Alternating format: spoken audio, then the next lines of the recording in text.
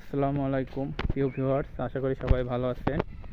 আজকে আপনাদের একটি গাছের সাথে পরিচয় দিয়ে দেবো, প্রাকৃতিক সৌন্দর্য গাছ। সেটা হলো আপনাদের অনেকেরই প্রিয় বা অনেকের প্রয়োজনে হয়। সেটা হচ্ছে গ্রামেতে আপনারা যেভাবে প্রাকৃতিক দৃশ্যগুলো দেখতে চান বা কিভাবে কি হয় না হয় সেটার দেখুন।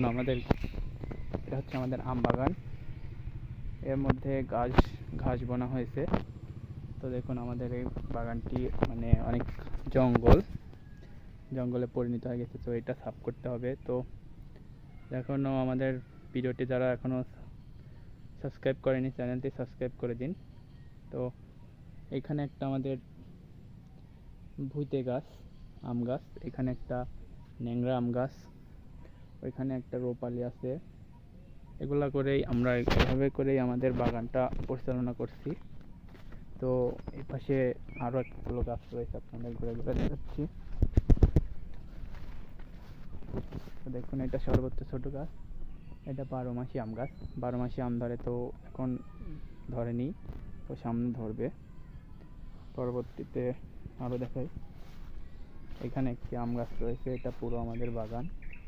দেখুন, এগুলা এর মধ্যে ঘাস গরুকে খাওয়াই, এরকম ঘাস চাষ করেছে। আর একটু ঘুরে গিয়ে আপনাদের দেখাচ্ছি, কাইন্ডলি যেভাবে তৈরি করে সেভাবে আপনাদের দেখাচ্ছি। একটু ওয়েট করেন, ভালোভাবে আপনাদের দেখানোর চেষ্টা করবো আজকের ব্লগে। দেখুন, এগুলো হচ্ছে গরুর ঘাস। মাঝখানে ধান চাষ করতেছে। দেখুন, গরুর ঘাস যাকে ড্যামা বলে, ড্যামা। তো ড্যামা কারা কারা চিনেন, তো তাদেরকে একটু দেখাই। দেখুন, আম গাছ সাথে ঘাস চাষ করছে। এতে আমের গাছের কোনো ক্ষয়ক্ষতি হচ্ছে না। পরবর্তীতে গরুকে খাওয়ানো হয়ে গেলে পরবর্তী সাফ করে দিলে আর কোনো সমস্যা হয় না। আমাদের গ্রামে এভাবেই গরুকে ঘাস চাষ করে খাওয়ায়। দেখুন, আম গাছের এটা সমস্যা হতে পারে, যেহেতু ঘাস অনেক জঙ্গল। তো আম গাছটা বড় হতে দিবে না, খুব কষ্ট হবে বড় হতে।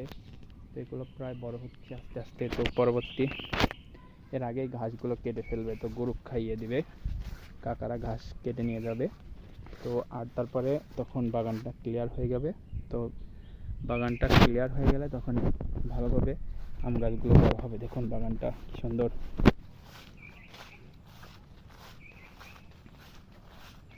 আপনাদের ঘুরে ঘুরে দেখানোর চেষ্টা করতেছি, সুন্দর একটি বাগান।